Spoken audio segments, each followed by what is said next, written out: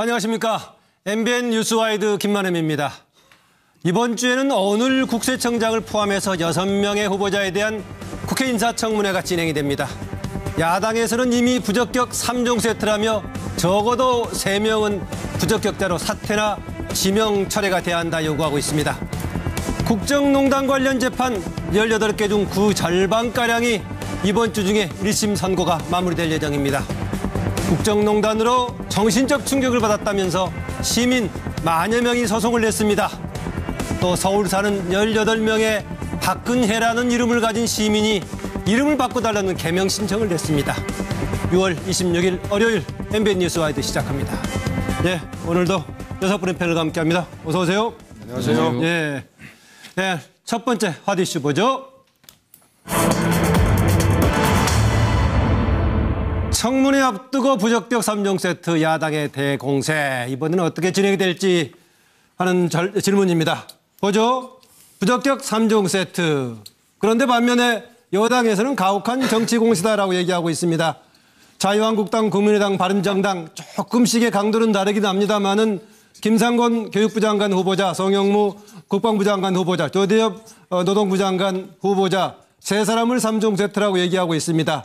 특히 송영무 후보자, 조대엽 후보자는 청문 대상이 아니라 수사 대상이다 이런 얘기를 박지원 의원 등이 얘기를 하고 있습니다.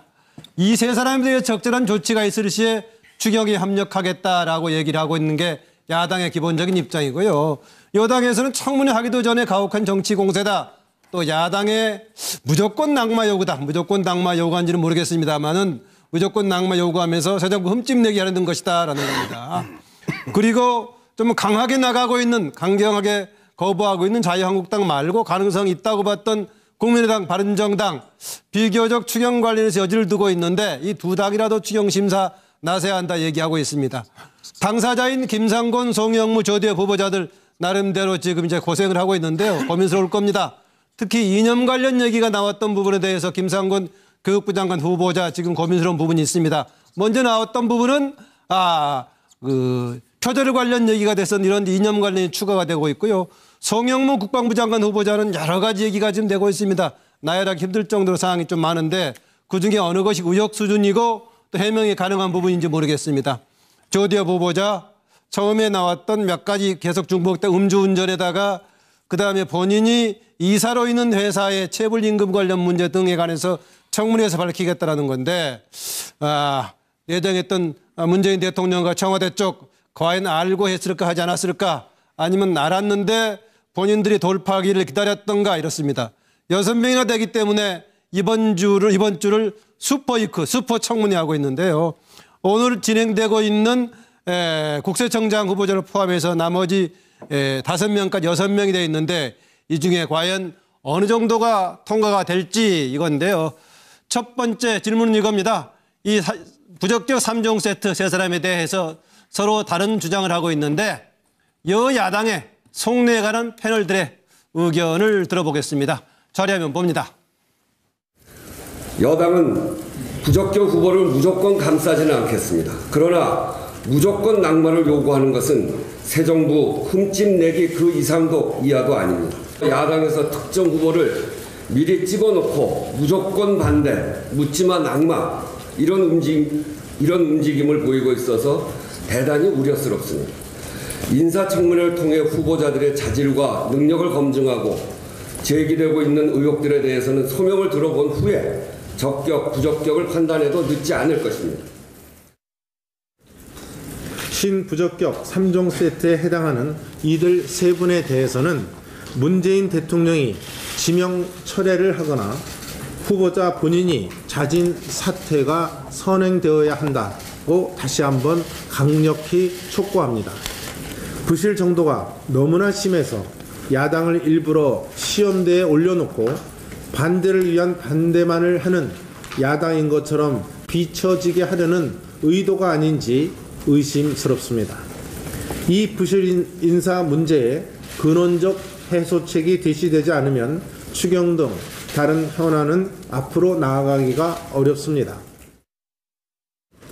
인사청문 대상도 되지 않는 적폐 후보들에 대해서는 자진해서 지명을 철회할 것을 촉구합니다.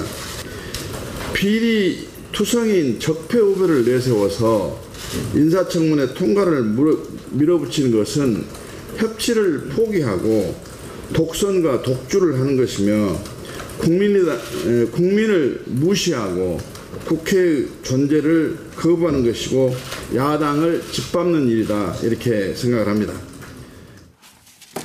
예, 몇 가지 변수가 있긴 합니다만 어쨌든 간에 최근에 인사 문제 가지고 문재인 정부도 쉽지는 않습니다. 최근 재사를 보니까 조금 지지도가 국정 수행에 대한 긍정적인 평가가 내려갔는데요. 그러나 상당히 높은 지지율이고 많이 추락한 것 같지는 않아 보입니다. 또 교육부 장관 청문회를 앞두고는 과거에 교육부 장관 했다가 취임하고 나서 바로 사퇴를 했던 김병준 교수가 또 김상곤 교육부 장관 후보자 청문회 때 증인으로 채택이 됐는데 그날 직접 현장에 나와서 출석을 해서 얘기를 하게 될지 또 어떤 정도의 발언을 하게 될지 그것도 주목되는 부분이긴 합니다. 어쨌든 간에 여야에 지금 6명의 후보자를 둔 슈퍼 육회 임하고 있는데 속내는 어떤 것인가에 대한 질문입니다. 황장훈 소장. 예, 이번에 송영무라든지 그다음에 교육부 부총리 장관 그리고 이제 노동부 장관 이런 경우에는 조금 문제의 소지가 일반 대중들이 생각했을 때 굉장히 좀 불편할 수 있는 내용들을 가지고 있습니다. 네. 이전에 강경화 내정자하고는 좀 종류가 다르죠. 그래서 아마 여당인 더불어민주당은 이런 사람들을 계속 고집하면 우리 보고 어쩌란 말이냐. 우리가 옛날에 새누리당을 비판했던 여의도 출장소가 되는 거 아니냐 이런 속내가 있을 거라 보고요. 여당도 어렵다. 예, 야당은 지금 한두 명 낙마시키는 문제가 아니라 지금 야구로 보면 1회에 한 4, 5점 벌써 져서 1회 초에 지금 1회 말 공격하는 거예요. 그러면 상대의 이 주전 투수를 갖다 많이 던지게 해서 낙마시키는 게 그게 이 방법이지. 야당의 공세 구면입니까? 예. 그래서 한두 명 이렇게 떨어뜨리는 부분이 별로 좋지 않다. 그래서 아마 야당은 이 대통령이 이 3명을 고집을 해서 다 밀기를 바랄 겁니다. 그러면서 이 국면을 가지고 장기적으로 끌고 가면 지금 문 대통령이 70%대 지지율을 갖다 보이고 있지만은 어느 순간에는 임계점에 이르면 확 떨어질 것이다. 네. 그런 어떤 부분을 보고 이제 7월 달까지 계속 밀고 끌고 가려고 하는 거죠. 네. 양문석 이사장. 예. 저는 두 가지를 써봤습니다. 능력을 봐달라. 능력을 봐달라. 그다음에 야당 입장에서 험결을 보라라고 하는데 서로 주목하는 부분이 다르군요. 예, 기본적인 포인트가 다른데 일단 김상조 공정거래위원장을 세워놨더니 재계 16위의 부영 그룹에 대해서 그동안 계열사 현황 자료를 10년 넘게 허위 보고를 했던 부분에 대해서 검찰 고발을 합니다. 네. 그다음에 현대위아를 또 검찰에 고발을 합니다. 하도급 업체에게 후려치기 하고 그다음에 비용을 하도급 업체에게 전가를 시켜서 그러면서 재벌 개혁이라는 게 현재 법 테두리 속에서 충분히 이루어질 수 있다. 그리고 합법적 틀 내에서 그동안 공정위가 제대로 하지 않았던 부분들을 바로 세워나가는 과정들을 김상조 공정거래위원장이 보여주고 있거든요. 예. 강경화 외무부 장관, 소위 말해서 강경화 경색 정국을 만들었던 강경화 외무부 장관, 사드는 한미 동맹의 결정체라고 이야기하면서 번복할 의도가 없다라고 명확하게 이야기를 합니다. 예. 주한미군 방문해서 그렇게 이야기를 했습니다. 그다음에 한일 위안부 합의 최종적 불가역이라고 했던 그 합의문에 대해서 다시 재조사와 검증을 시켜서 재합의를 할 수 있는 준비를 하고 있습니다. 이 이야기를 왜 길게 이야기를 했느냐면요. 네. 김상조 강경화 절대 안 된다. 수많은 험결 때문에 안 된다라고 강하게 반대했던 야당 입장에서는 상당히 서먹한 상황에 있어서 저 사람들이 제대로 이 정국을 운영할 수 있고 정부를 끌고 갈 수 있겠냐라는 능력에 대한 부분까지 근본적으로 의심했던 부분들을 김상조 후보자에 대해서 능력은 좀 인정했었죠. 예, 상당 부분 이제 넘어갔던 부분이고 그렇기 때문에 현재 여당 입장에서는 부적격 3종 세트 운운한다 한들 이 부분이 중요한 게 아니라 이 사람들이 갖고 있는 국방에 대한 전문성, 그다음에 교육에 대한 전문성, 노동에 대한 전문성에 대한 부분들을 좀 봐주라. 그리고 이걸 통해서 극복하고 돌파할 수 있지 않냐라고 하는 이야기를 강력하게 업소를 하는 거고요. 예. 그다음에 야당 입장에서는 앞서 이제 황 소장도 지적했던 것처럼 말 그대로 3종 세트를 통째로 날리는 순간에 그 문재인 대통령이 70% 80%를 호가하고 있는 이 지지율을 상당 부분 제어하고 억제하고 떨어뜨릴 수 있는 또 하나의 반전의 기회를 찾을 수 있다라고 생각하는 그 정치적 계산을 하고 있는 거죠. 네. 이 측면에 있어서 본다라면 저는 한마디만 더 한다라면 한일 정상회담이 끝난 이후에 인사청문회에서 떨어졌던 각종 한미요, 한일이요? 한미. 한미. 예. 곧 있을 29일, 30일 있을 한미 정상회담 이후에 현재 인사청문회를 통해서 떨어졌던 지지율을 훨씬 더 높게 반전시킬 수 있는 기회가 문재인 대통령에 있기 때문에 문재인 대통령은 빨리 인사청문회를 하고 털어버리고 싶은 마음이 더 크지 않을까 그렇게 생각을 해봅니다. 어느 쪽으로 털지는 좀 봐야겠군요. 정기남 소장. 야당의 뭐 일종의 그 총공세인데요. 네. 물론 국민 여론이 이제 심판이 될 겁니다. 가장 상징적인 말이 그 지금 현재 거론되고 있는 이른바 부적격 3종 세트라고 얘기되고 있는 뭐 송영무, 조대엽 또 뭐 김상곤 후보자의 경우 이런 분들에 대해서 가장 그 상징적인 표현이 청문회 대상이 아니라 어찌 보면 수사 대상인지 모른다. 이렇게까지 얘기하고 있거든요. 그런 것들은 결국은 다시 한번 얘기하면 찬바람 불 때까지 문재인 지지율이 올라갈 일은 없다. 기본적으로 인사 문제를 볼모로 해서 최대한 우리가 국민 여론을 등에 업는 그런 방법으로 지금 청문회에 임하고 있다. 뭐 이런 생각이고요. 예. 물론 이 과정에서 집권 여당의 역할이 저는 중요하다고 생각합니다. 집권 여당이 과연 어떤 인사청문회 전략 또는 협치 방정식과 관련해서 치밀한 어떤 지금 전략이 구사되고 있는 것인지 한 번쯤은 되돌아봐야 될 때가 된 것 같다. 이 출범부터 이미 문재인 정권은 120석, 이른바 5당 체제, 그다음에 국회 선진화법이 엄존하고 있는 상황에서의 취약한 정권이었거든요. 그런 정권의 어떤 그 인사청문회에서의 어떤 의석수라든지 추경안 통과라든지 이런 데서 한 발짝도 지금 나가고 있지 못하는 그런 취약한 정권을 속내로는 실감하고 있을 가능성도 높다. 자, 그러면 여기서 최근에 보여진 뭐 우원식 원내대표가 울먹거리면서 호소하거나 또 추미애 우리 대표 같은 경우는 약간은 야당을 조롱하는 듯한 뭔가 이게 박자가 잘 안 맞아가고 있는 것 아닌지 여당이 좀 더 근본적으로 이 상황을 다시 한번 되돌아볼 때가 된 것 같다. 이런 생각입니다. 네, 여당과 야당의 시각 차이는 있다. 그런데 지금 주도해야 되는 여당의 경우는 여소야대에다가 5당 체제 또 국회 선진화법 체제에서 협치를 어떤 방식으로 이끌어갈 것인가 조금 더 구체적인 전략에 대해서 고민해 볼 필요가 있다. 이런 얘기시네요. 차재원 교수.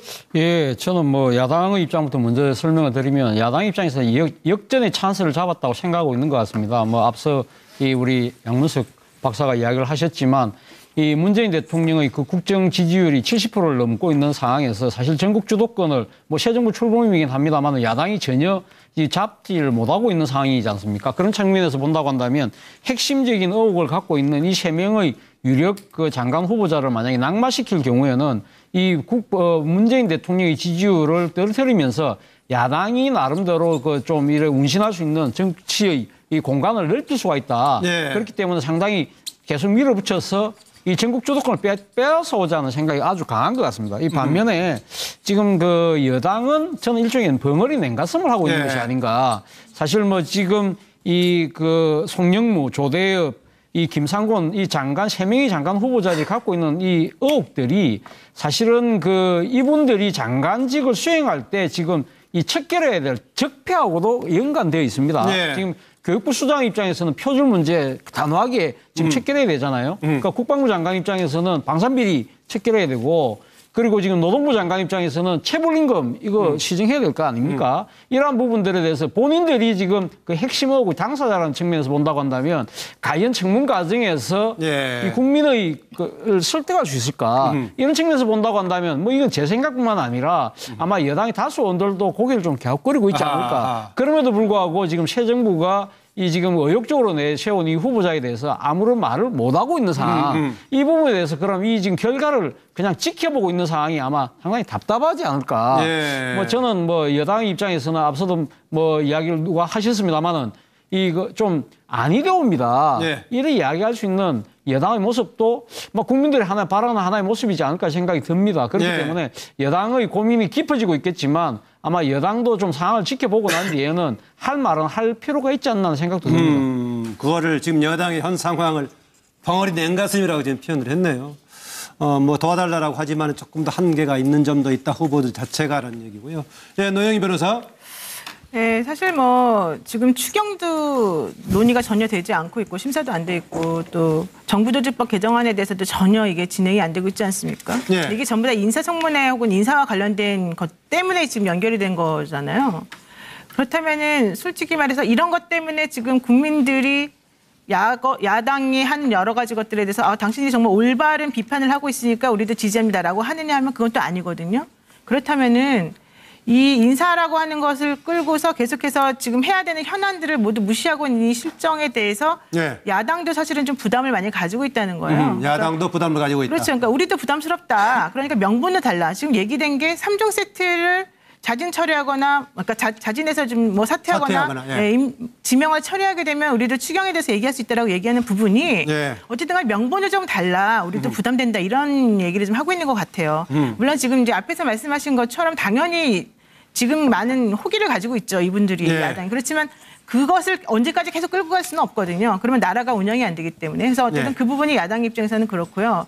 여당 입장에서는 여당 입장도 마찬가지예요. 3종 세트라고 불리는 분들에 대해서 사실 면면히 살펴보게 되면 부담스러운 부분이 많이 있거든요. 예. 그러니까 우리도 난감하다. 우리도 대략 난감한 상황이다. 청와대 눈치 보고 있다. 이런 사실 메시지를 좀 계속해서 보이고 있는 것 같고요. 예. 저는 이 시점에서 지금 한 가지 말씀드리고 싶은 게 뭐냐면은 김상곤 교육부 장관 후보자 같은 경우에 지금 가장 문제가 되는 분이 김병준 전 부총리가 과연 청문회에 나올 것이냐 이 부분 아니었습니까? 예. 근데 김병준 전 부총리가 오늘 자신의 블로그에 글을 썼습니다. 나는 청문회 나가지 않겠다. 아하. 그러면서 나가지 않겠다고 한 이유에 대해서 뭐라고 얘기를 하고 있냐면 내 논문이 제출됐을 때 그 날짜만 봐도 내가 표절을 안 했다는 것을 알 수 있을 텐데도 불구하고 예. 당시 그 전국 교직원 노동조합인가요? 이 노동조합을 이끌었던 민주연이요. 전국 교수 네. 노동조합이죠. 네. 전국 교수 노동조합을 이끌었던 이 김상곤 후보자가 가장 강력하게 나를 확인도 안 하고 사실 확인도 하지 않고 거세게 비판했다. 예. 난 그것 때문에 너무 억울했고 솔직히 나와서 모든 걸 밝히고 싶은 심정도 있었지만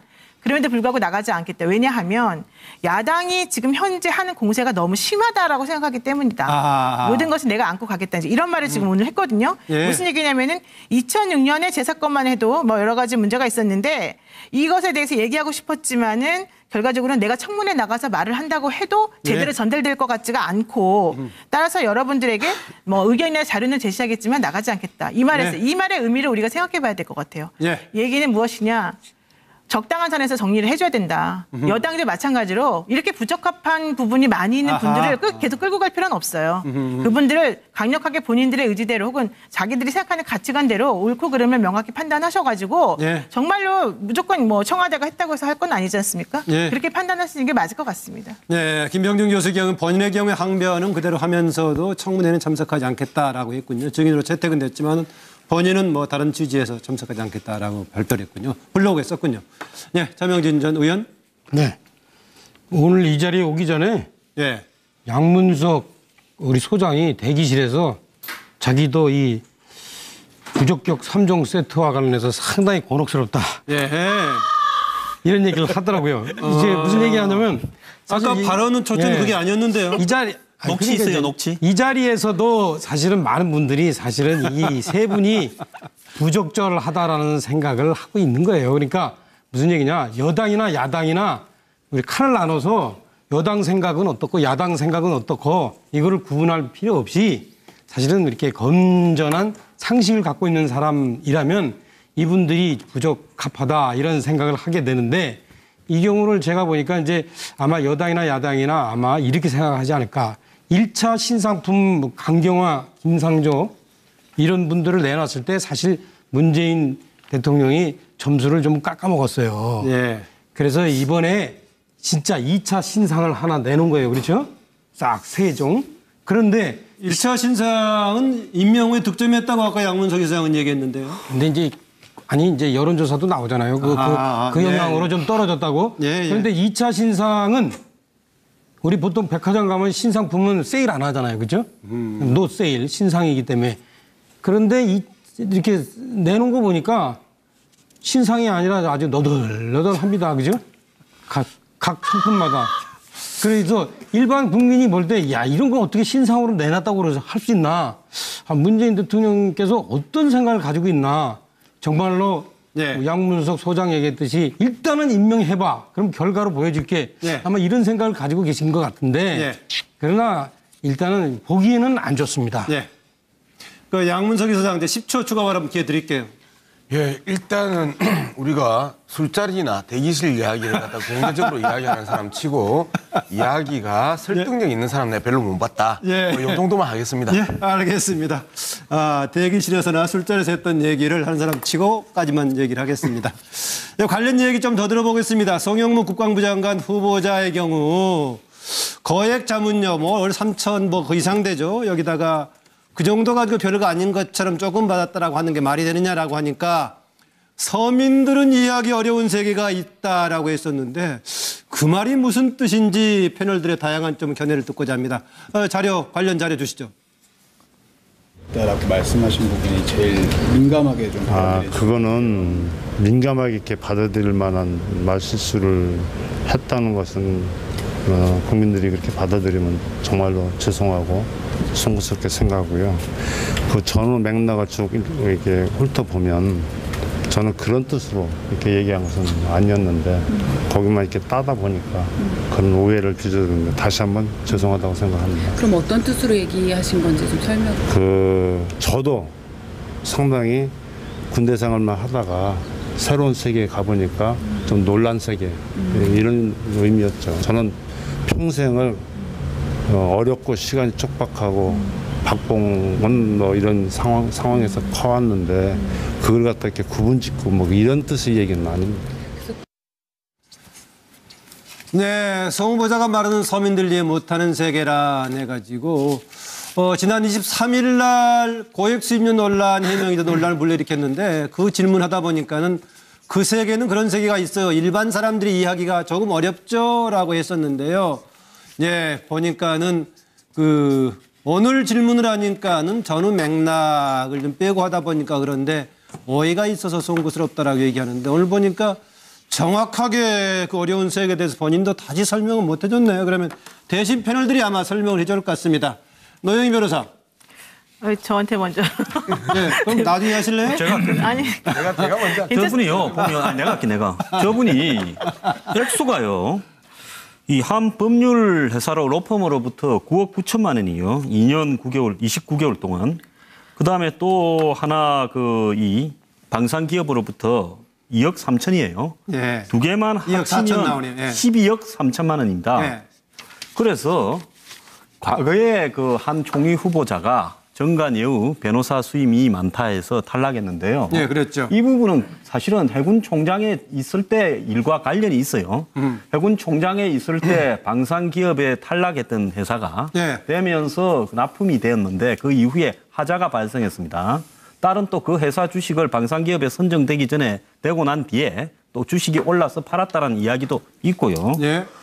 또 그 딸은 나중에 저분이 이제 해군에 있을 때 공을 세웠다. 연평 네. 해전에서. 그래가지고 훈장을 받은 걸로 국가유공자로 국방과학연구소에 취업이 됐다. 네. 그래 특혜 시비도 있습니다. 그런데 우리가 지난 며칠 전에 봤지만은 이 연평해전에 부상 입은 한 사병은 그야말로 사회에서 제대로 이 대우도 못 받고 버려졌잖아요. 네. 그 전투도 안 한 사람이 그렇게 훈장 받고 전투에 참가해서 치명적인 부상을 입은 사람은 그렇게 버려졌잖아요. 네. 거기에다가 우리가 뇌물의 종류에 보면 말입니다. 현직에 있을 때 봐주고 물러나고 난 뒤에 우회적으로 받을 수도 있습니다. 네. 그 로펌은 그 방산기업의 법률 대리인이었다라는 거 아닙니까? 네. 그다음에 그 동생이 아마 감사원에 있었는데 특정 또 방산기업과 그 감사와도 관련되었다 이런 이야기까지도 나오고 있는데요. 네. 저분이 작년에 민주당 총선에서 비례대표 공천을 했다가 이런저런 사유가 네. 바탕이 돼서 공천까지도 탈락했다 이런 이야기가 있는데요.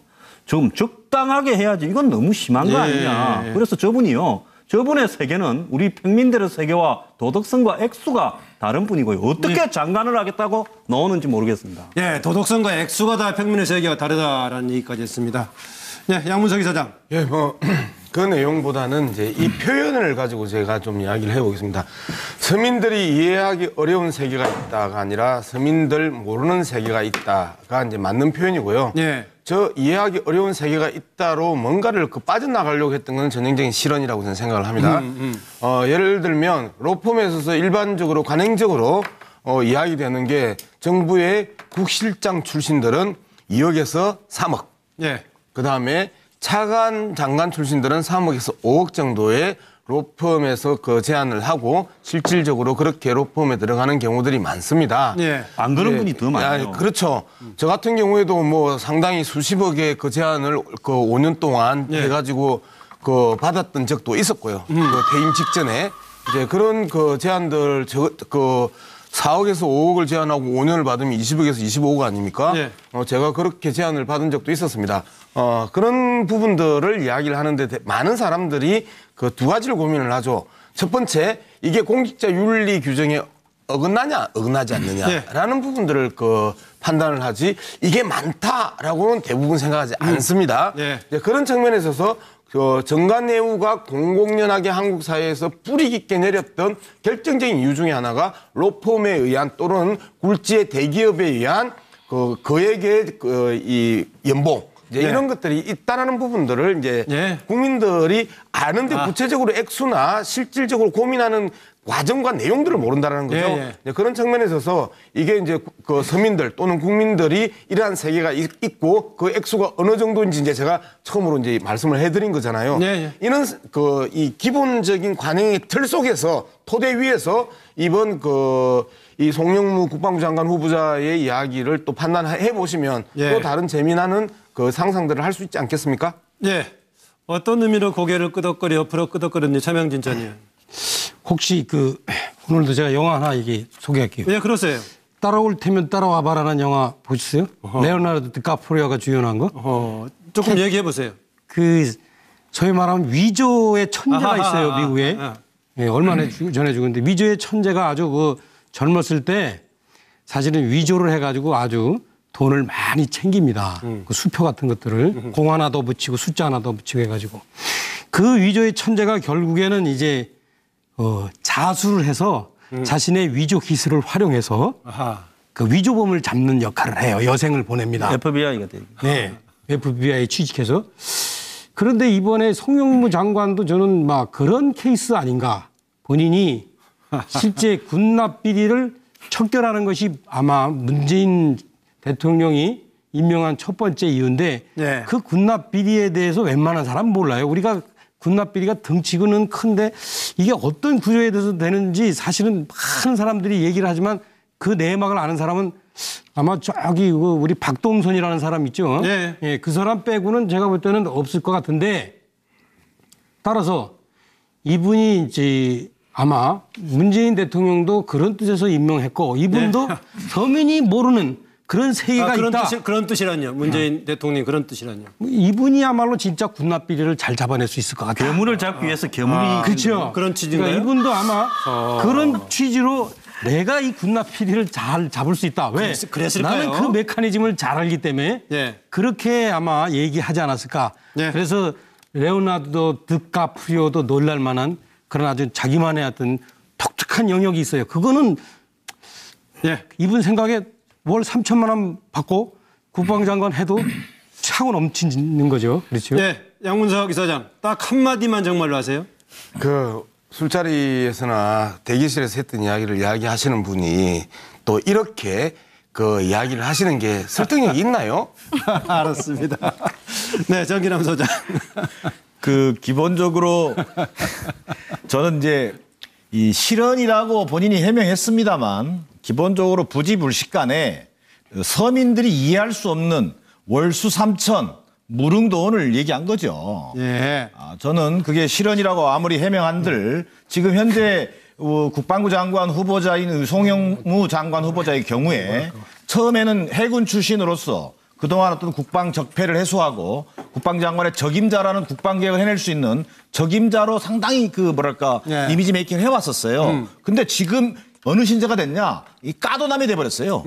까도 뭐 새로운 사실이 지금 드러나는 그런 처지에 몰려 있는 상황인데 저는 오래전부터 BH에서도 저는 송영무 후보자의 이런 내용 관련된 여러 가지 구설수에 오를 만한 청문회 통과하기 어려운 처지에 대해서는 사전에 인지하고 있다는 언론 보도도 있습니다. 예, 예. 근데 어쩔 수 없이 송영무 후보자를 올릴 수밖에 없는 어떤 말 못할 사정이 있는 것인지 예. 한번 좀 묻고 싶고요. 저는 해군 참모총장이 월수 3천에 무릉도원에 살 수 있었다면 국방부 장관을 하고 난 뒤에 월수 3억의 무릉도원을 기대했던 것은 아닌지 예. 묻고 싶고요.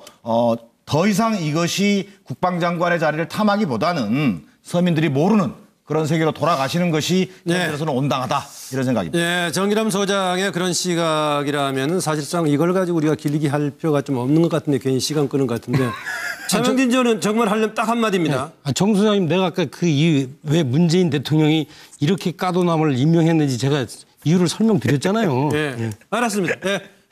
차지원 교수. 저는 그 이 송영무 장관 후보자가 오늘 뭐 해명을 했습니다만 저는 그 이 이야기를 처음 듣는 순간 그 CF 이야기가 나오더라고요. 생각이 떠오르더라고요. 니들이 개맛을 알아? 이걸 조금 송영무 장관 후보자의 버전으로 하면 니들이 군대를 알아?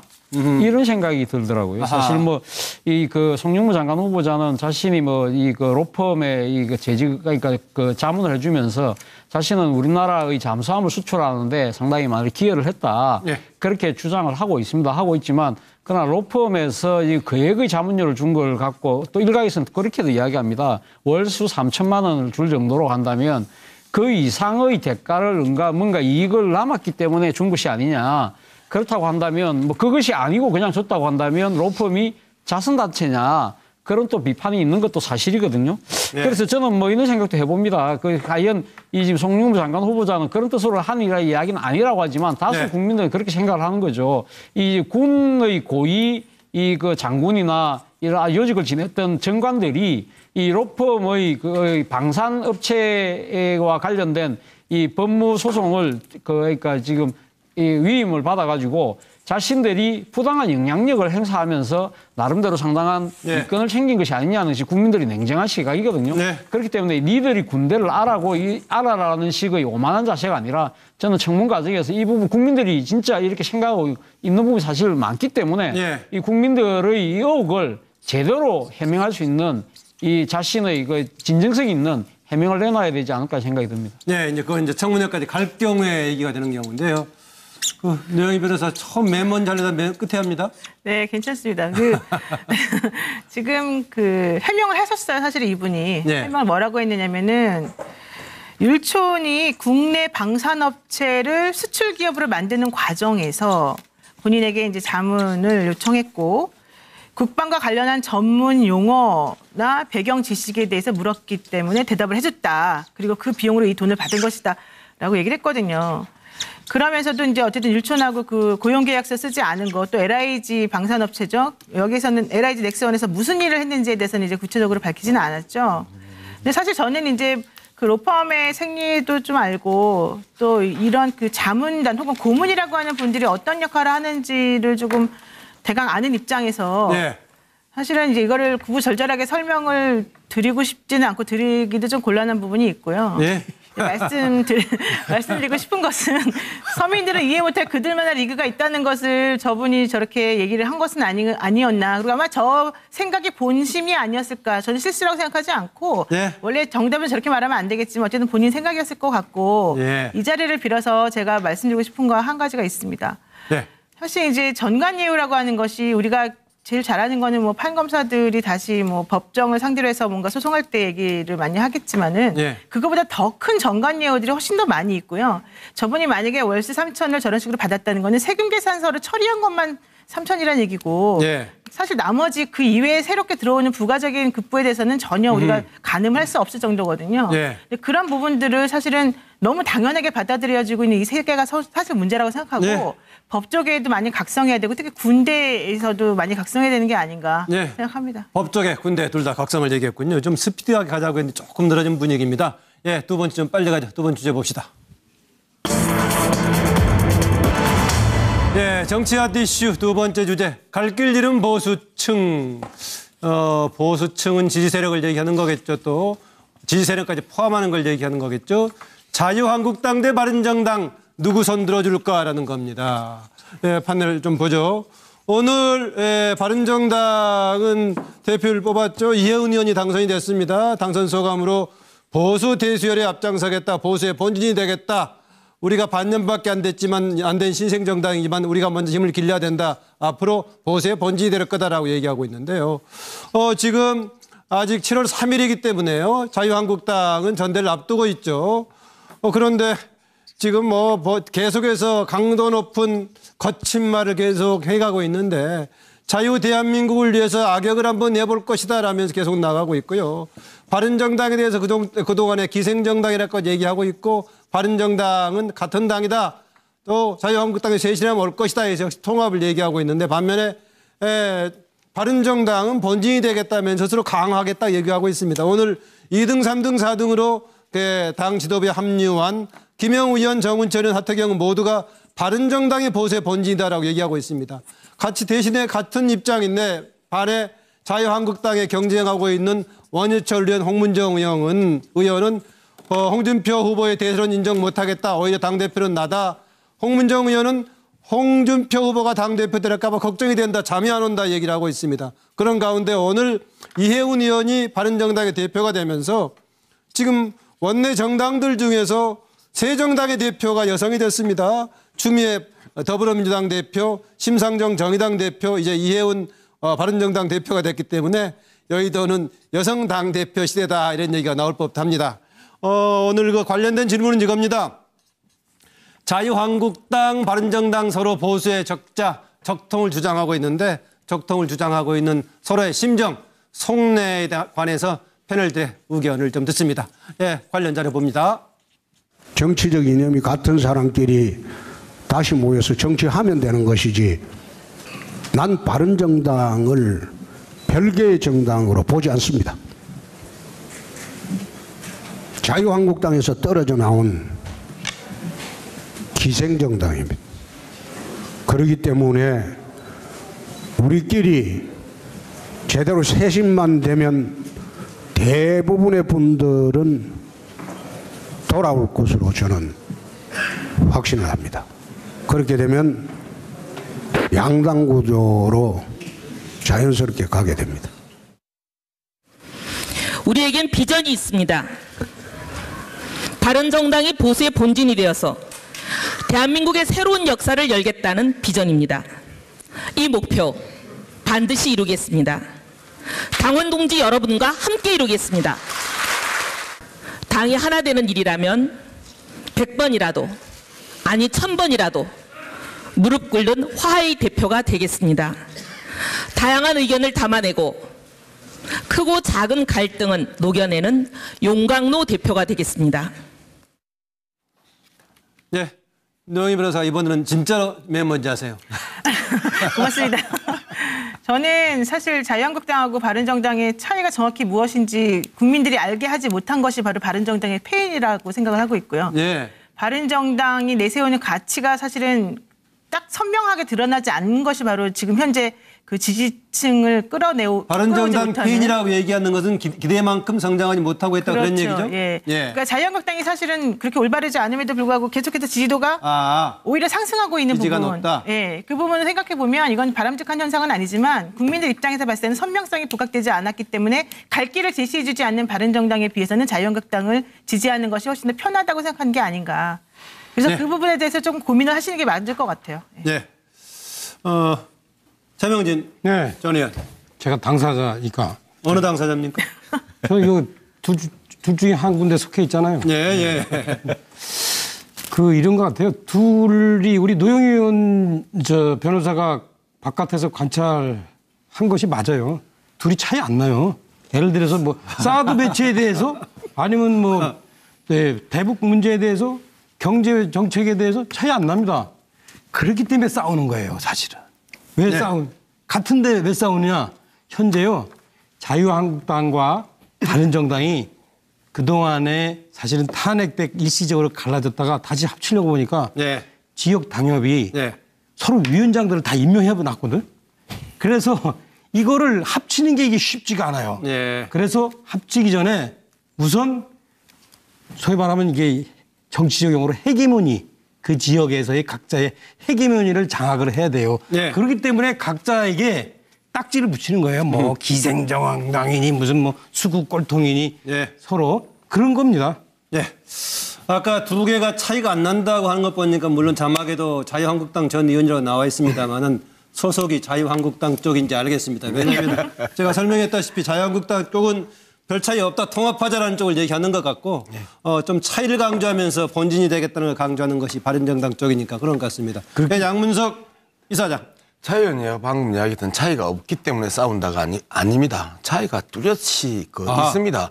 자, 계속해서 홍준표 후보 같은 경우는 지금 전남 좌파 사범들이 민주유공자로 둔갑했다라고 지금 또 이야기를 했고요. 예. 그다음에 최고위원 후보로 나서는 김태웅 의원 같은 경우에는 언론이 박근혜 속옷까지 들쳐라고 이야기를 하면서 주사파 팔이 아니면 박근혜 팔이 외에 자유한국당이 설득력 있고 논리를 가지고 뭔가 보수 재결집과 재통합을 위한 노력을 하지 않는다. 오로지 박근혜 팔이와 주사파 팔이만 가지고 뭔가를 하려고 하는 것과 바른정당 같은 경우에는 적어도 이번 전당대회 전 과정에 있어서 박근혜 팔이나 주사파 팔이가 없었다라는 겁니다. 새로운 개념과 새로운 공약을 만들어내지 못해서 현재 보수가 막혀 있는 건 있지만 적어도 이러한 이 종북 좌파 운운하며 주사파, 그다음에 박근혜 전 대통령을 우상화시키면서 속옷까지 들춘다면서 박근혜 팔이와 주사파 팔이는 하지 않는 곳이 바른정당이다. 차이가 엄청나게 나는 거죠. 네, 차재원 교수. 예, 저는 오늘 이해운 의원이 바른정당의 대표가 되지 않았습니까? 아마 이걸 보면서 아마 자유한국당 이런 생각을 할 겁니다. 강남 좌파 맞네. 지금 이해운 의원이 사실 지역구가 강남이지 않습니까? 그렇죠. 근데 상당히 지금 바른정당의 서초죠? 그러니까 바른정당의 지도부를 구성하고 있는 분들을 보면 상당히 강남 쪽과 관련된 분이 많습니다. 예를 들면 이종구 이 정책위 의장도 서초죠. 거기도 내가 강남 3구 중에 하나죠. 이종구 의원은 또 강남 아닌가요? 그거 강남인가요? 제가 약간 헷갈렸네요. 그러니까 어쨌든 강남 3구에 지금 그렇습니다. 그리고 또 하나는 조영 지금 원내대표가 대구의 강남이라는 수성구입니다. 수성구, 그리고 이번에 오늘 2등을 했죠. 하태경 의원은 부산의 강남이라는 해운대입니다. 자, 이런 걸 본다고 한다면 자유한국당은 그래 이렇게 이 부자 동네에서 우리 맨날 우리 밀어주는데 그거 어떻게 이율배반적으로 우리가 그러니까 그분들의 생각과 다른 이야기를 할 수 있느냐.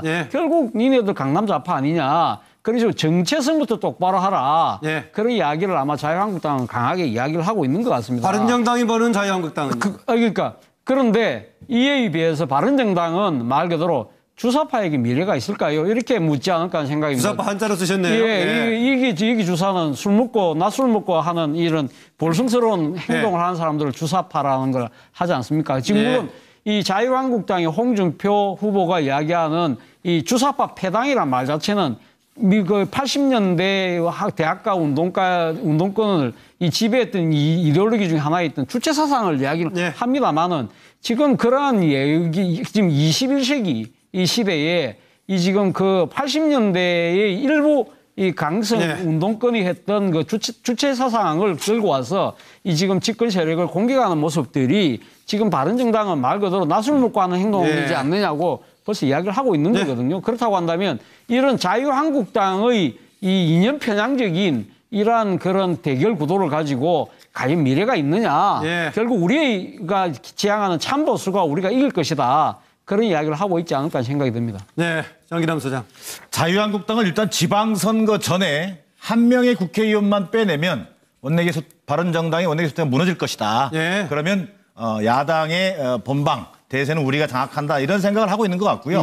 또 반대로 바른정당 입장에서는 지방선거 때까지만 우리가 자강론으로 버티면 해볼 만하다. 뭔가 새로운 전기를 만들 수 있다. 남경필 현 지사나 또 원희룡 지사 또 유승민 후보 이런 분들이 어떻게 보면 보수 세력을 대표하는 지방선거 인물로 좀 부각될 수 있는 가능성이 있거든요. 그런 측면이 있겠고요. 지금 현재 처한 자유한국당은 한마디로 얘기하면 버티는 야당입니다. 그리고 바른정당은 어정쩡한 야당인 것이죠. 공통점은 무엇이냐? 세 가지 공통점이 있다고 생각합니다. 얼마 전 신문 칼럼에서도 봤습니다만 진정 보수는 괴멸의 길로 가고자 하는 것인가? 세 가지가 없다는 것입니다. 기본적으로 첫째, 반성이 없습니다.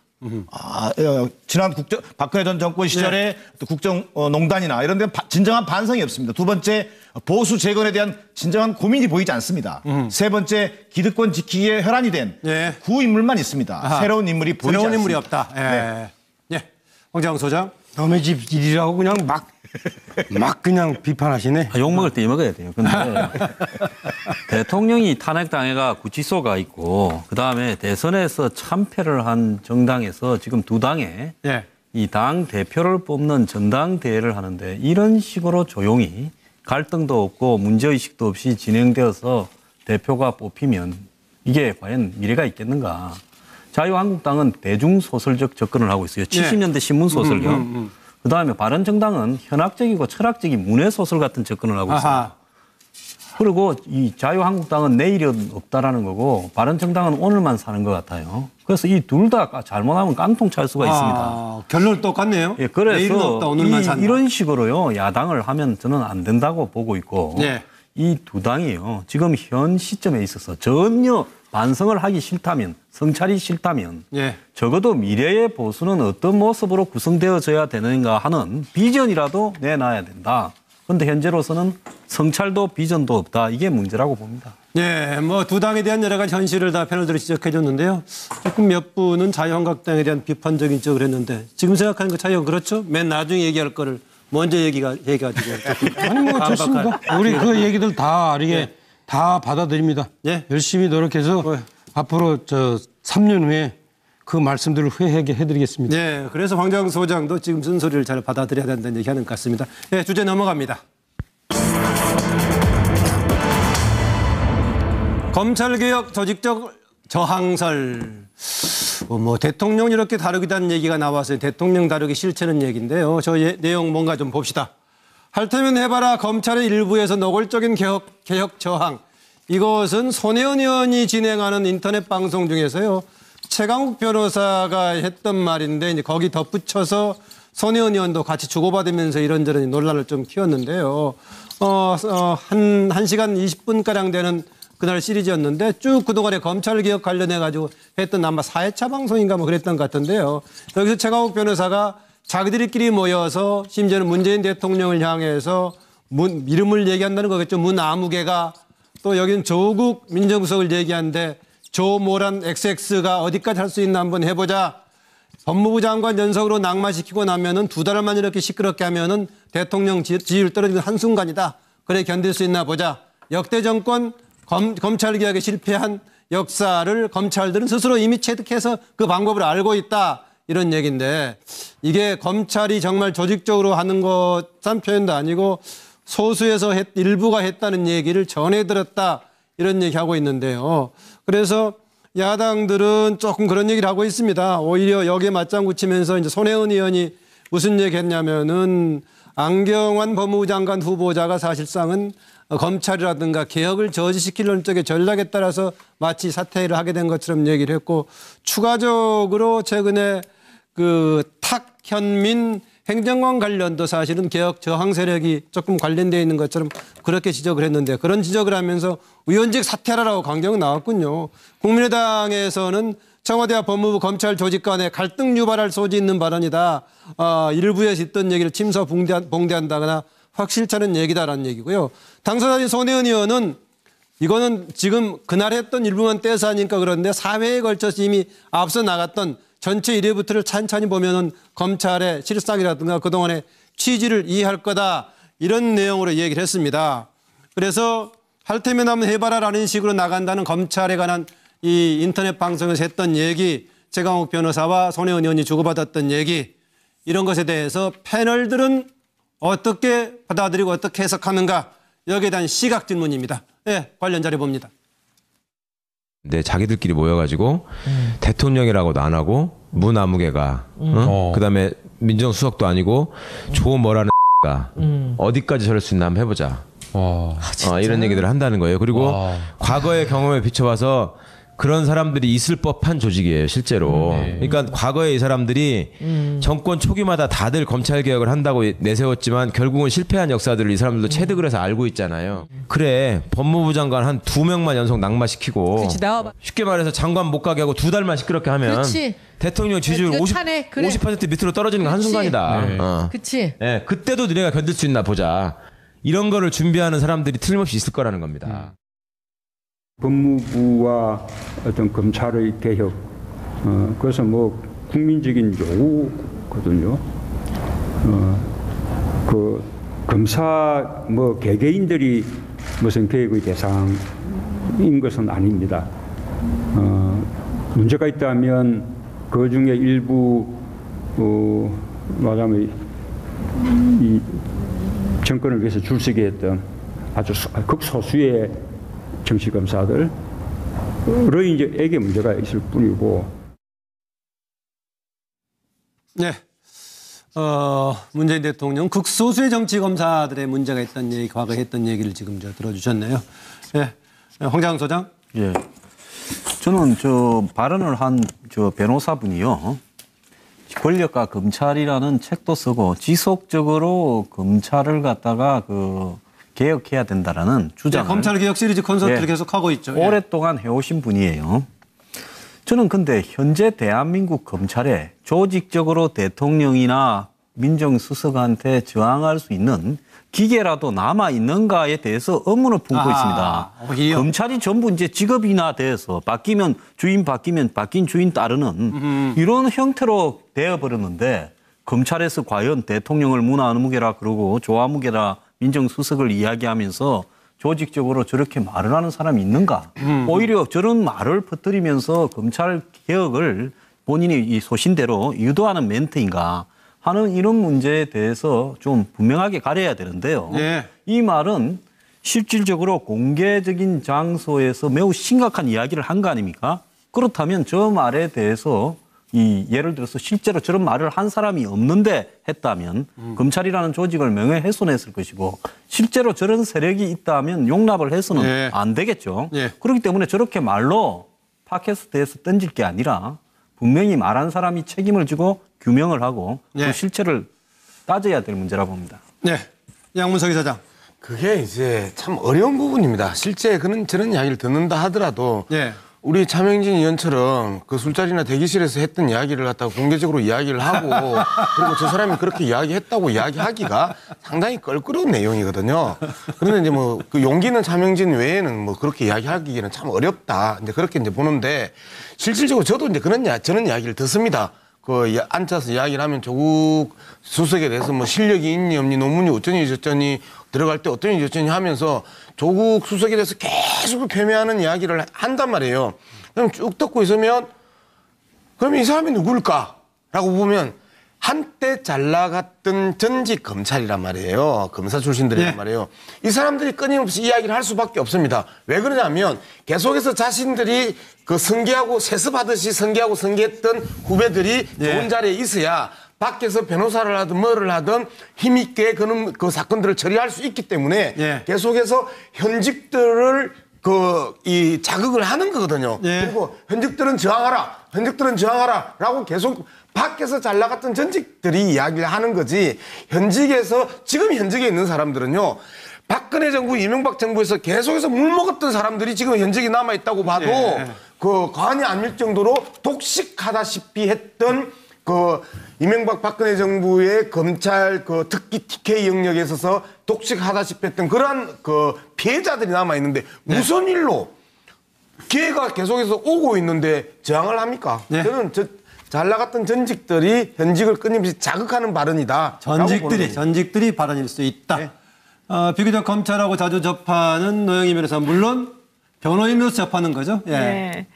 지금 최강욱 변호사님이 하는 말씀이 뭐 저런 식의 얘기들을 하는 분들이 전혀 없다라고 말하지는 않겠습니다. 예. 그리고 특히 뭐 이제 뭐 문재인 대통령이라고 안 부르고 문재인이라고 부른다거나 뭐 무슨 XX라고 부르는 것도 사실 있어요. 소수는 뭐 검찰뿐이겠습니까? 일반 다른 영역에서 모든 소수는 영역에 다 있죠. 그런 분들이 있죠. 그리고 지금 최강욱 변호사님이 저 말을 어디서 들었는지도 제가 압니다. 그런데 아하, 그러세요? 예, 제가 다 원래 그거 말하라 그랬어요. 그분이 알고 있는 그 소스라는 것을 아니잖아요. 알고 있는데 얘기 좀 하겠습니다. 그랬는데 사실은 그런 불만은 당연히 있을 수밖에 없어요. 왜냐하면 검찰 조직이라고 하는 거는 항상 그 사회 정의로에서 물론 뛰지만은 본인이 명예를 누릴 수 있는 것은 승진이라는 말이죠. 근데 지난번에 기습 파괴도 있었고 여러 가지 면에서 인사 파괴가 있었기 때문에 그 부분에 있어서는 많이 안타까워하는 분들이 계셨기 때문에 이런 부분들이 있습니다. 다만 그렇게 일부가 불만이 있는 건 사실이지만 그렇다고 해서 이것이 조직적 저항이라고 하는 이름으로까지 불려질 정도는 전혀 아니다. 그러니까 그렇게까지 오해하실 필요는 전혀 없으시고 그럼에도 불구하고 검찰들이 열심히 노력하고 있다는 점은 어느 정도 인정하시는 게 맞아요. 네, 정의람 소장. 기본적으로 저는 이제 이 최광욱 변호사의 그 책을 알게 됐는데요. 권력과 검찰. 괴물의 탄생과 진화 뭐 이런 이제 부제를 달고 있더라고요. 근데 책 홍보해 주시는 것 같은데요. 제가 일부러 이제 그만큼 이 중요 본질을 보자라는 겁니다. 기본적으로 지금 청와대 내에서는 이번에 안경환 후보자 낙마 과정에서 뭔가 검찰 내에 낙마 관련 움직임이 있었던 것 같다. 포착했다. 이런 얘기를 최광욱 변호사가 이제 의원이죠. 국회의원이신데 인터뷰에서도 했던 아닌가요? 최광욱은 변호사하고 손혜원 의원이 같이 손혜원 의원과 그 인터뷰 과정에서 근데 기본적으로 그렇다면 저는 그것 때문에 안경환 후보자가 낙마했다고 생각하지는 않습니다. 그러나 그게 문제고 국민적 청문회 과정에서 낙마하게 배경은 따로 있었던 것이지만 청문회 이전에 낙마했죠. 이전에 낙마죠. 최광욱 변호사가 얘기하는 그런 실체가 있었다면 청와대 내에서는 분명하게 저는 사후에라도 이 문제는 발본색원하는 차원에서 조사에 임할 필요가 있다. 또 여론조사 지금 우리 국민연수를 해봐도요. 검찰개혁이 1순위입니다. 자, 검찰개혁 이 책에서 나옵니다만 지금이 아니면 또 검찰개혁은 무산될 것입니다. 저는 정치 권력이 검찰을 기본적으로 정치 권력이 검찰에 의해서 또 길들여지거나 또는 정치 권력이 검찰을 길들이거나 하는 그런 과거의 역사는 이번 기회에 분명한 어떤 법무장관, 검찰총장 임명을 통해서 극복할 때가 됐다. 이런 얘기를 드리고 싶습니다. 그런 방송 과정에서의 그런 것에 대한 발언 못지않게 오히려 검찰개혁의 당위성에 관련해서 지금 이제 아주 필요한 시기다라는 점을 강조했습니다. 차전 교수 얘기 듣죠? 예, 저는 뭐 최광욱 변호사가 이야기하고 싶었던 것이 검사스럽다 버전 2를 이야기하고 싶어 했던 것이 아닌가 하는 생각입니다. 검사스럽다가 2003년도 노무현 정부가 출범하고 난 뒤에 당시 이 검찰에 대한 그 고위직들을 인사를 했을 때 검찰의 일반 검사들까지 일선 검사들까지 다 나서서 상당히 조직적으로 저항한 측면이 있었거든요. 그때 당시 뭐 기억하시겠지만 노무현 대통령이 당시 대통령이 이 기수 대표들과의 검사와의 대화를 했지 않습니까? 그 과정에서 국민들의 인식과 완전히 동떨어진 검사들만의 독특한 이 인식과 세계관을 국민들이 상당히 알고 나서 상당히 실망해서 놓은 단어가 바로 검사스럽다는 단어였거든요. 당시 여론이 별로 좋지 않았었죠. 안 좋았죠. 그러나 이번은 저는 조금 다르지 않을까 하는 생각입니다. 지금은 사실 뭐 최광욱 변호사가 그런 나름대로 그 2003년도가 다시 또 재현되는 것이 아닌가에 대한 우려를 갖고 이야기는 할 수 있지만 일선 검사들은 이번에는 이렇게 이야기를 하지 않을까. 스탑. 일반화의 오류를 범하지 말라는 이야기를 할 것 같습니다. 그러니까 이 검사스럽다 버전 2를 할 수 있는 사람은 일선 검사들, 대다수의 검사는 그렇게 생각하지 않는데 이 지금 지난 정권, 전임 정권에 상당히 요직을 누리고 나름대로 권력을 누렸던 일부 정치 검사들의 그런 행태를 왜 전체로 이렇게 비하시키는 그런 우려는 범하지 말라는 이야기를 아마 일선 검사들은 하고 싶지 않을까 하는 생각입니다. 그래서 제가 봐도 지난 2003년도하고 지금의 경우는 조금은 달라 보입니다. 뭐 대체적으로 아까 그 조직적이라든가 일반화 관련해 가지고는 최광욱 변호사도 그동안에 좀 조심할 필요가 있다는 지적을 해주네요. 오늘 차명진 전 의원 아까 대기실에서 했던 얘기를 한번 들어가지고 계속 양문석 이사장이 계속 붙잡고 늘어지네요. 네, 뭐 원래 그러니까요. 동생이 그러려니 하고 넘어갑니다. 저는 사실은 이와 유사한 얘기를 들었어요. 현직 검사한테.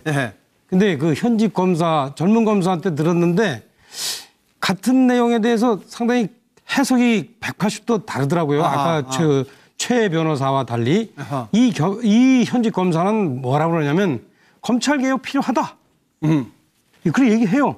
어떤 특정 아주 그 소수의 어떤 그 정치 검찰에서 검찰 조직이 그 오염되는 거 그거 안 된다. 그런 얘기를 해요. 그런데 다만 그렇게 검찰 개혁을 하려는 그 손은 깨끗해야 된다. 그런데 검찰 입장에서 봤을 때 벌써 2번 정도 그 손이 오염됐다. 첫째, 사실 돈봉투 회식 사건 같은 경우에는 검찰이 보기에는 사실 이 침소봉대한 측면이 많거든요. 그거 일정하게. 돈봉투 회식 자체가 오염된 그렇죠. 게 아니라 그걸 침소봉대에서 오염됐다. 측면이 많습니다. 그 일정하게 수사 경력비를 갖고 마치 이것이 어떤 뭐 자리를 위한 로비를 위한 절대적인 악인 것처럼 취급하는 것에 대해서 검찰들이 볼 때 상당히 그것은 좀 문제가 있다. 실제 그것으로부터 뭐 논의해볼 수 있지만 차 의원의 시각이 그러니까요. 그것으로부터 검찰 개혁을 하기 위한 빌미를 잡기는 상당히 문제가 있는 사건이다. 그다음 두 번째, 안병환 법무부 장관 이 경우도 검찰을 개혁하겠다는 사람이 그야말로 중도 하차할 만큼 문제가 있는 사람을 임명하면 되겠냐. 그래서 일선에 있는 검찰이 하는 얘기는 실제 내 눈에 가시를 봐라. 내 눈에 들보를 좀 이상하네. 뽑으려고 하기 전에 그렇게 얘기하는 거예요. 그래서 이걸 놓고 마치 검찰이 저항인 것처럼 얘기하는 거는 과도한 어떤 그 소위 말하면 현재 제가 볼 때 여당에서 많이 하는 거 있어요. 선악 의식. 나는 무조건 옳고 너는 무조건 틀리다. 이런 의식의 발로가 아닌가 생각이 듭니다. 뭐 이렇게 또 딱 한마디만 이렇게 많아. 뭐 이미 앞에 했으니까 이번에는 차 의원 얘기로 마무리하죠. 하나만 여쭤보려고 잘 몰라가지고 저기 내 눈에 가시를 봐라라고 써 있는데 그 내 눈에 그 내가 누굽니까? 누구를 지칭하는 거예요? 아까 들보하고 가시아가 좀 주체를 왔다 갔다 했습니다. 그러니까 제가 정리를 해야 될 것 같아요. 그래요. 그럼 딱 1시간. 애초에 이제 10초만. 뭐 이 술집이나 대기실에서 하는 이야기를 이야기하는 차명진 의원이 아예 표현을 잘못 썼어요. 대들보나 티를 이야기를 했어야 되는데 그 맥락이 없는 가치를 이야기하면서 해석을 못했고요. 그건 언뜻 안 떠올랐어요. 그런 것 최강욱 변호사가 했던 이야기에 대한 그 좀 긍정적이고 적극적인 의미 해석을 하자고 하면 이렇게 지금 그 몇 가지의 과정 속에 있어서 전직들이나 현직의 극소수가 저항할 수 있다. 그리고 이러한 부분들을 사전에 여론으로 정리를 해놓고 예방주사를 맞춰놓고 그 검찰 개혁을 순차적으로 제대로 해 나가자라고 하는 예방주사 차원에서의 그 문제 제기일 가능성이 아주 높다고 저는 생각합니다. 예방주사 차원에서 역시 그래서 정기남 소장하고 좀 비슷한 입장이네요. 오히려 이것이 그 검찰 개혁에 대한 각성을 시키는 오히려 계기를 만들고자 하는 전략적인 의도도 있다라는 얘기가 있고 반면에 차명진 전 의원 저항에 따른 것보다는 오히려 스스로 문제가 있어서 칼이 부러진 것처럼 얘기해가지고 마지막 얘기하니까 할 얘기 다 끝내고 마무리할 뻔했는데 지금 다른 두 분이 비유 지금 단어가 안 떠올라서 가시 들보 뭐 티 뭐 이런 내 눈에 들보를 보라 이거였어요. 그러니까 맞습니다. 그 부분에 대해서 한번 지금 검찰 개혁을 하는 주체들은 잘 생각을 해봐야 돼요. 아니 저도 진짜 이 검찰은 개혁해야 된다고 보거든요. 근데 하려면 아까 얘기했듯이 정말로 그렇죠? 해를 썰으려면 손이 깨끗해야지 그거 지저분한 손으로 되겠습니까? 발언 기회 공평하게 됐습니다. 다음 주제 넘어갑니다.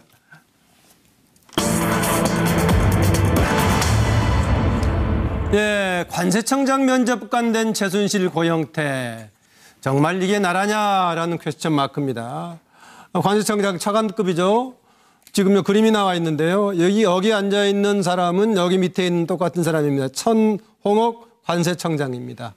공식적으로 취임하기 전에 고영태를 만났습니다. 그래서 이거를 검찰 쪽에서는 사실상 비밀 면접에 해당됐던 공개 면접이 아니라 면접했던 거 아니냐라는 얘기고요. 왜 민간인 더구나 고영태라는 사람이 정부 일하고 아무 관련 안 해봤던 사람이 면접했을까라는 질문 던질만 하겠고요.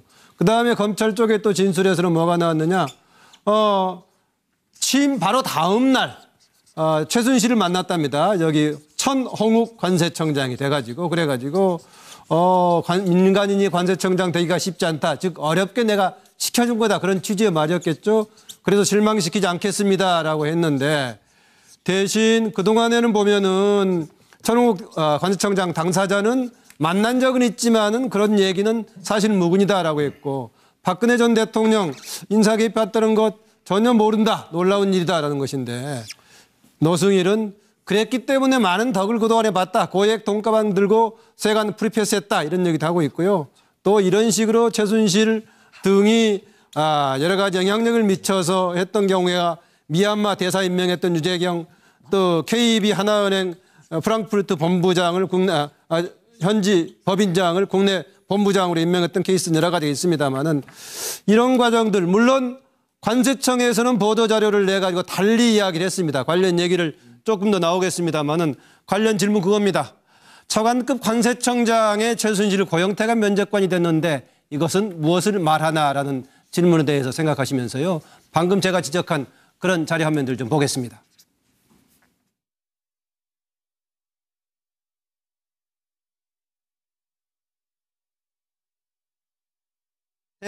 세관장이란다 이렇게 됐는데요. 세관 쪽에 있는 사람을 넣어봐야 된다. 그동안에 청문회에서 했던 얘기입니다. 그래서 주고받으니까 아는 과장이 답했던 거고요. 그런데 뭐 세관 조직이 엄청 탄탄하기 때문에 잘못하면 큰일 난다 이런 얘기입니다. 이런저런 얘기를 서로 주고받으면서 결국은 하나를 잘 뽑아가지고 홍욱 이 사람을 전에 관세청에 근무했던 사람인데 퇴직해서 관련 기관에 근무하고 있었는데 새로 추천을 해갖고 이제 임명했던 케이스가 되겠습니다.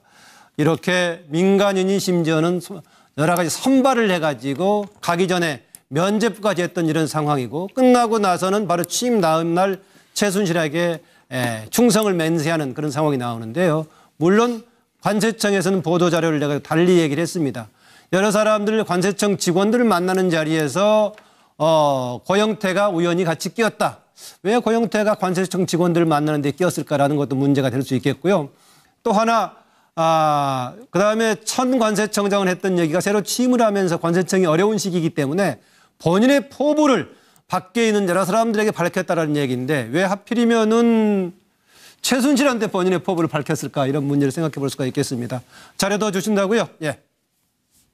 인사를 할 적에는 이제 가능한 한 하여튼 많은 청거를 받아서 거기서 최고로 그 일을 잘할 인사를 당연히 찾게 되잖아요.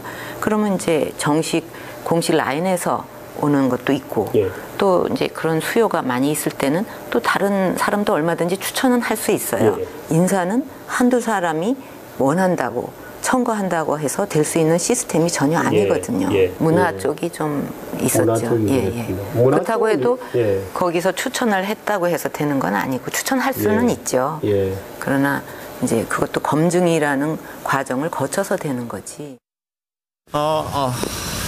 저는 지금도 누가 저를 대사에 추천했는지 알지 못합니다. 누군가가 어떤 저의를 갖고 저를 이 자리에 추천했었다 그러면 사람을 잘못 봤었다. 최순실 씨 만나신 적은 없으신가요? 들어가서 다 말씀드리겠습니다. 만난 적은 있으세요? 네, 말씀을 못 하시죠? 그거를 말씀하시죠.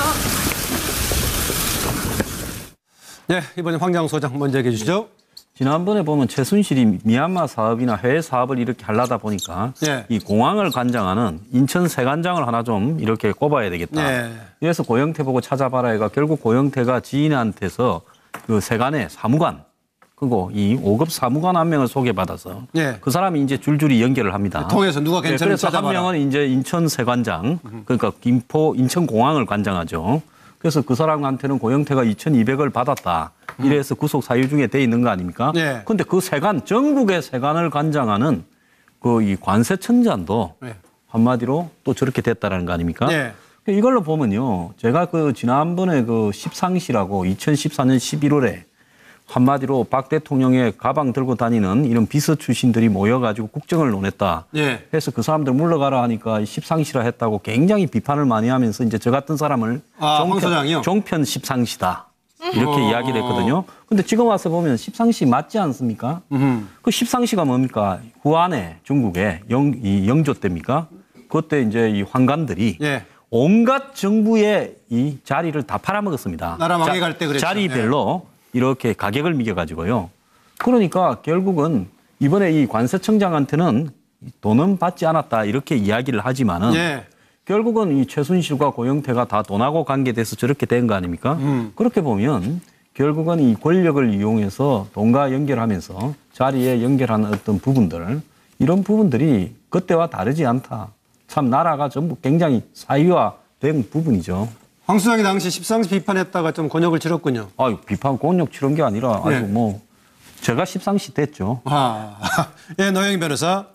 네, 뭐 너무 부끄러운 일이죠. 사실 뭐 고영태 씨한테 면접을 봤다라는 이런 표현이 뭐 정확한 건 아니겠습니다만은 어쨌든 이 상황 자체는 매우 부끄러운데 사실 저분이 행시 27회 출신이죠. 그리고 네. 기본적으로 관세청장은 이제 기재부에서 올라오게 되어 있는데 사실은 그렇게 돼 있지 않았고 또 이 관세청에서 올린 3명의 후보군에도 사실 이분이 속해 있지 않았다는 거거든요.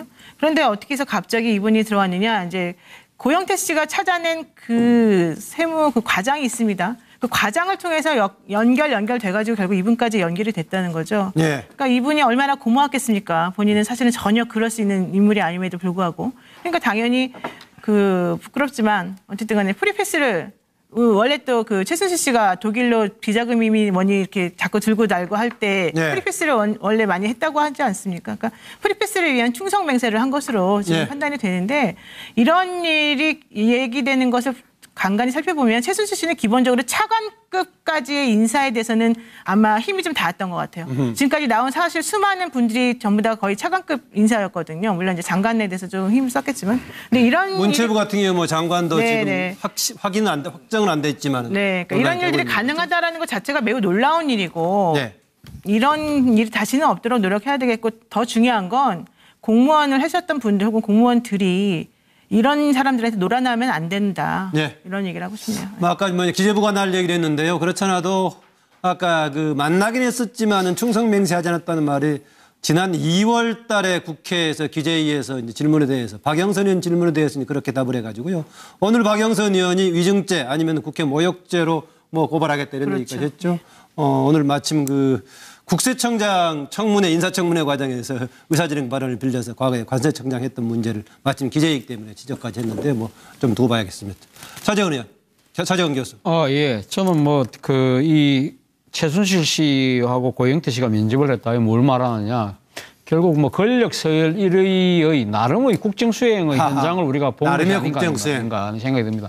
권력 서열 1위라는 것이 지난번 박관청 경정이 검찰 수사에서 이야기를 했다는 거 아닙니까? 대한민국 권력 서열 1위는 최순실 씨다. 당시 박근혜 대통령이 권력 서열 3위밖에 안 됐다고 이야기했는데 과연 그것이 맞는 말인가? 그 이야기가 보도됐을 때 많은 사람들이 고개를 갸웃거리고 최순실 씨 국정농단 게이트가 사실 터져나오면서 아 이것이 진실이구나 생각을 많이 했습니다. 많이 했지만 구체적으로 예를 들면 지금 임명권을 어떻게 행사하고 했을까? 하나 이거 그 구체적인 사례로 오늘 하나 놓은 것이 아닌가. 그럼 농단이란 말 딱 여기에 맞는 얘기네요. 딱 맞는 이야기인 거죠. 사실 뭐 이 권력 서열 1위가 공무원에 대한 임명권을 행사하는 거 아닙니까? 임명도 할 수 있고 면직도 할 수 있다고 한다면 임명권을 행사하는 하나의 장면이라는 측면에서 본다고 한다면 최순실 씨의 이 국정농단 게이트의 실체를 오늘 분명히 드러내는 한 장면이다. 저는 그렇게 보고 싶습니다. 네, 정기남 소장. 차재원 교수님 얘기하고 비슷한데요.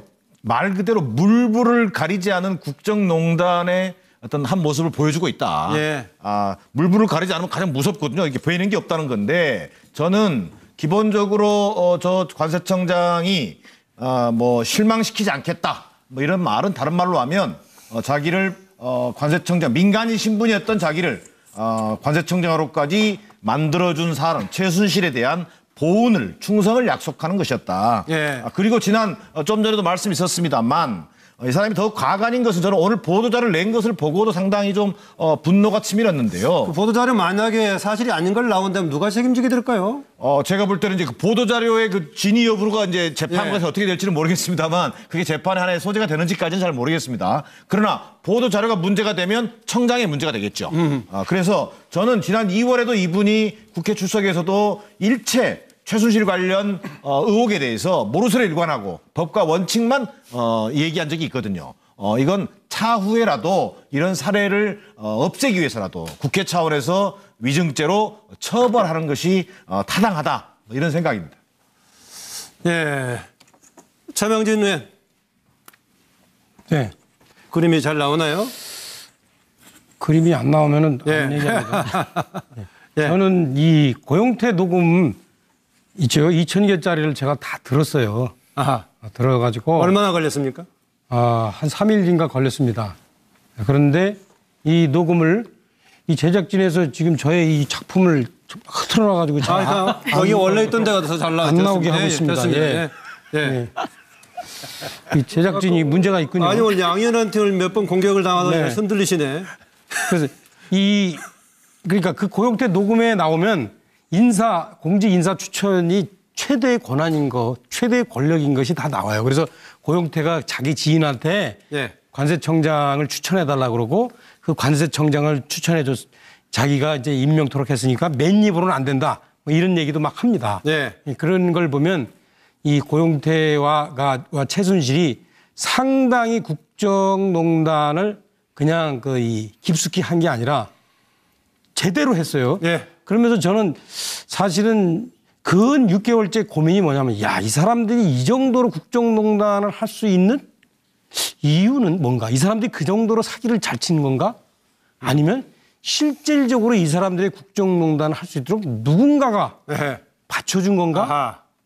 그 부분에 대해서 저는 고민을 많이 했고 최근에 들어서는 야, 그림이 내가 그리지 않으려고 해도 그려지는구나. 이 보통 힘이 받쳐지지 않고는 저들이 그냥 단순히 사기쳐가지고 이렇게 누구누구 임명토록 하고 그런 것은 어렵지 않겠나 이런 생각을 제가 해봅니다. 양문석 이사장. 계속해서 자명진 의원이 저런 이제 발언을 하면 아마 자유한국당 윤리위원회에서 또 소환을 할 겁니다. 박근혜 8.15 지금 자유한국당이 먹고 살고 있는데 박근혜 대통령을 또 저렇게 비난을 하면 저는 상황의 존재를 확인해주는 사례 중에 하나다. 하나일 뿐이라고 이야기를 했는데요. 근데 의외로 여러분들이 지금 매간매직에 대해서 상당히 흥분을 하고 옛날 한 1000년 전에 그 중국의 이 예를 들고 설명을 하려고 하는데요. 현실적으로 우리나라에서 지금 지방 중소도시의 그 시장이나 군수들이 대부분 일부의 그 시장 군수들이 과장 7천만 원, 국장 1억, 그다음에 12개월 할부 이게요. 현실적으로 일어나고 있는 사건입니다. 매간매직이 일상화되어 있는 그 지역들이 상당 부분 있다. 그리고 검찰이 이러한 부분에 대해서 제대로 칼 안 대고 청와대가 계속해서 이러한 부분들을 외면해 왔던 것들이 현재까지 지금의 우리나라 지방자치를 훼손하고 있는 대표적 주범인데 이런 매간매직에 대해서 뭔가 이게 완전히 새로운 것이거나 안 그러면 우리나라로 치면 조선시대에 끝난 것이거나 하는 생각들을 갖고 있다는 게 상당히 놀랍습니다. 조금 더 다음 주에 넘어갑니다. 그래요. 아까 얘기도 보니까 매간매직 관련 얘기도 있고 차 의원 오늘 어떻습니까? 계속 양문석 의원하고 주고받고 하는 얘기가. 저분의 표현은 좀 어떨지 몰라도 그 내용은 제가 계속 항상 새겨 듣고 있습니다. 그러니까 아직 좀 젊어서 표현은 조금 거칠지만 내용은 제가 항상 내용이 그래서 아까 만약에 그 보도 자료를 냈는데 이게 사실하고 다를 경우 어떻게 되나요? 이게 조금 문제가 있는 게요. 2월 달에 그 녹취록이 이제 나왔을 때 그 관세청에서 한번 설명한 게 있어요. 고용태 만난 적도 없다, 알지도 못한다 이런 내용이 있었거든요. 그런데 오늘은 이제 또 그 관세청장이 뭐라고 얘기했냐면 고용태를 만난 적은 있다 이런 얘기를 했습니다. 그렇다면은 2월 달에 낸 관세청에 나온 해명 자료는 누가 만든 것인지 그리고 오늘 나온 얘기하고는 어떻게 달라졌으며 왜 오늘은 이런 식으로 또 인정을 해버렸는지 아마도 중간에 증거가 나왔으니까 인정할 수밖에 없어서 이렇게 됐겠죠. 그렇다면 그 관세청 처음에 만들어진 자료 자체가 이제 잘못된 거지 않습니까? 그걸 누가 만들려고 했는지부터 따져봐야 되겠죠. 그러나 이런 것까지 계속해서 갖고 물고 늘어질 가능성은 별로 없습니다. 넘어갑시다. 다음 주제로.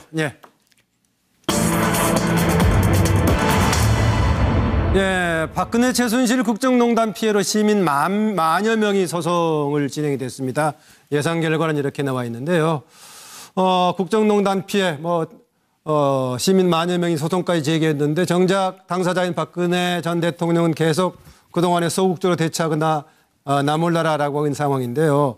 지금 보니까 국정농단 관련해가지고 재판이 18종류가 진행이 되고 있는데 이번 주 중에 아마 절반가량이 1심 선고가 진행될 걸로 하고 있다고 봅니다. 그런데요, 일반 시민들이 이 국정농단 때문에 정신적인 피해를 입었다, 우울증까지 생겼다 해가지고 만여 명이, 10,000명 가까운 9,000 몇백 명이 박 전 대통령을 상대로 위자료 소송을 냈습니다. 그리고 전에 같으면은 박 전 대통령 박근혜란 이름을 가지고 나도 대통령과 똑같은 이름이다 많이 다녔을 건데 최근에는 별로 좀 이제 안 좋아진 문제가 역전됐나 봅니다. 해가지고는 서울에 사는 사람들 중에서도 18명이나 기존에 박근혜라는 이름을 가진 사람들이 개명 신청을 했다 이런 얘기입니다. 이렇게 그동안에 재판 진행되는 과정이 이렇게 나와 있는데요. 질문은 이겁니다. 이렇게 정신적인 피해를 입었다고 심지어는 우울증까지 입었다고 시민들이 만여 명이 소송을 했는데 이 박근혜 최순실 국정농단으로 국민들이 입은 피해는 무엇인가라는 패널들의 의견을 듣고자 합니다. 예, 관련 자료 보겠습니다.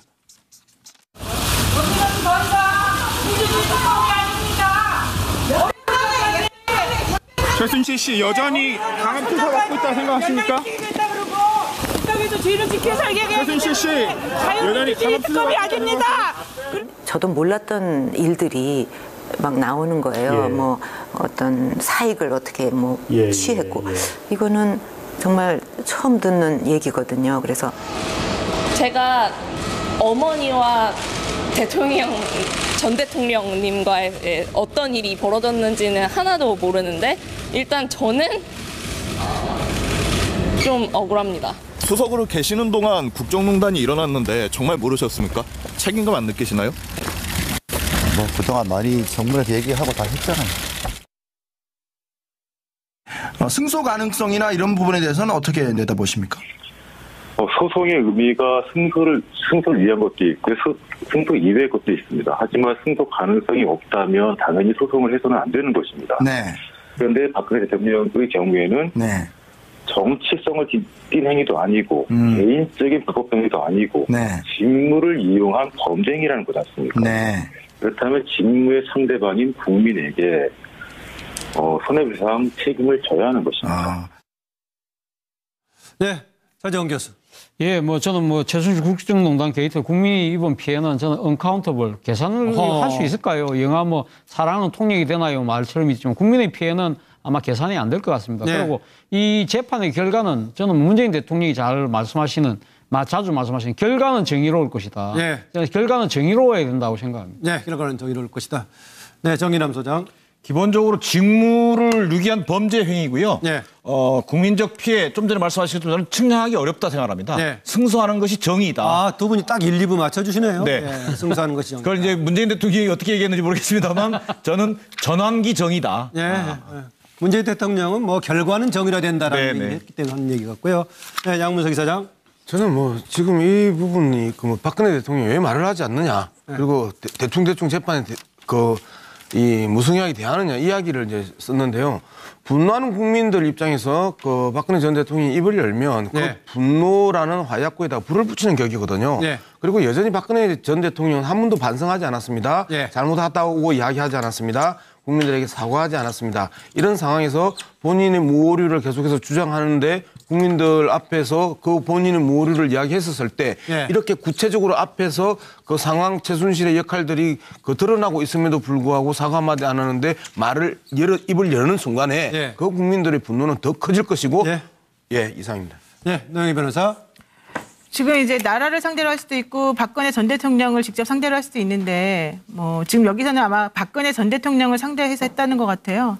근데 이게 물론 당연히 이제 인정이 돼야 되겠지만은 위자료나 이런 걸 하려면은 직접적 인과관계 같은 것들이 필요하거든요. 아마 각하될 가능성도 사실 좀 있어 보이고요. 왜 그러냐? 당신이 뽑았지 않습니까? 이런 논리가 있을 것 같아요. 네, 황장훈 소장. 제가 볼 때 아마 이 법이 받아들여지면 배상이 청구가 나게 되면 청구에 대해서 법원 판단이 나면 제가 볼 때는 아마 대통령 다음 선거에는 이제 아무도 안 올라올 것 같습니다. 대통령 할 때마다 국민들한테 수십억씩 물어줄 것 같으면 대통령 하겠습니까? 네. 그래서 직무상 위법이 정신적 고통을 줘서 손해배상으로 갔다라는 인과관계를 입증을 하려면 그 이제 정신적 고통에 대한 한마디로 진단서도 떼든지 이렇게 해야 될 거 아닙니까? 그다음에 이런 부분이 이제 선례도 없고요. 직무상 위법이 정신적 고통에 대해서 배상을 했다는 건 없어요. 물질적 고통은 있겠지만은 그다음에 특정이 되지 못한다라는 게 제일 문제인데 국민들이 입었다 했는데 국민들 중에 태극기 든 분들은 그렇지 않다고 부인을 해버릴 수도 있어요.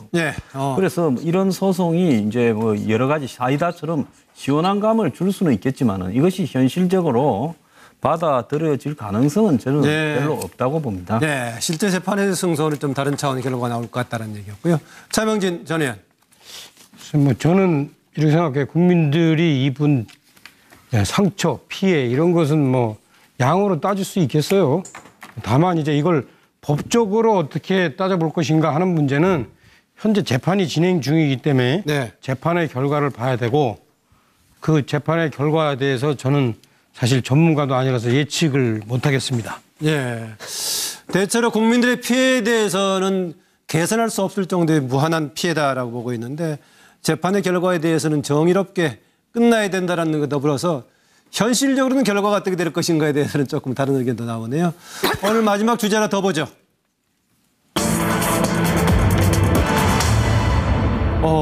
반성 없는 전두환 광주에서는 재판을 못 받겠다. 이런 제목입니다. 광주에서는 재판을 못 받겠다고 지금 다른 데 옵니다라는 것인데 전두환 회고록 관련해 가지고 여러 가지 문제를 제기했던 겁니다. 그래서 뭐 내용들 여러 가지 문제가 많습니다. 5.18 발단의 종결까지 전혀 관여 안 했다. 본인의 회고록을 통해서 한 거죠. 5.18은 북한군이 개입한 반란이자 폭동이다. 뭐 이런 등의 얘기를 하고 있고요. 그래서 관련 단체, 5.18 관련 단체들 반발해 가지고 광주지방법원에 가처분 신청을 했는데 뭐 지금 관할법원을 옮겨달라. 왜냐면은 지역에 관련돼 가지고는 지역색 관련해 5.18 관련이 있기 때문에 공정한 판결을 받기가 어렵다라고 얘기하고 있는데요. 이순자 여사 전에 그런 얘기를 했어요. 우리도 5.18의 억울한 희생자다 이런 얘기까지 했고요. 하여튼 뭐 여러 가지 문제를 제기하고 있는데 이렇게 재판도 못 받겠다라고 지역 광주에서 못 받겠다. 재판까지도 본인이 원하는 장소에서 재판을 받겠다라고 얘기한 전두환 전 대통령이죠. 과연 어떤 사람이길래 그런가라는 뭐 질문입니다만은 일단 자료를 좀 봅시다. 이 광주 사태는 우리 근세사에 있어서 가장 불행한 일이었던 것입니다.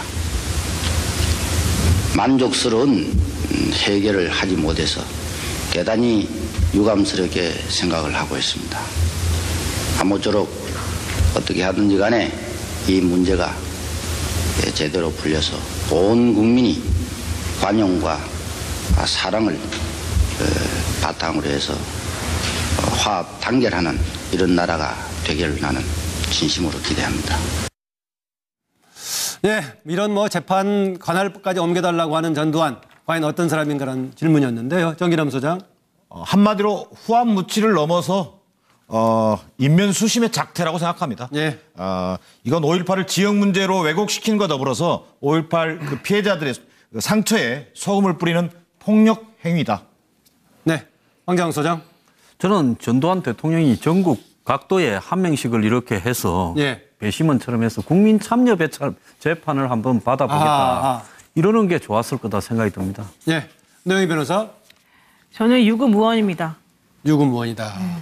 예, 정말 유구무원이다. 가장 강하게 말해주셨네요. 양문석 이사장.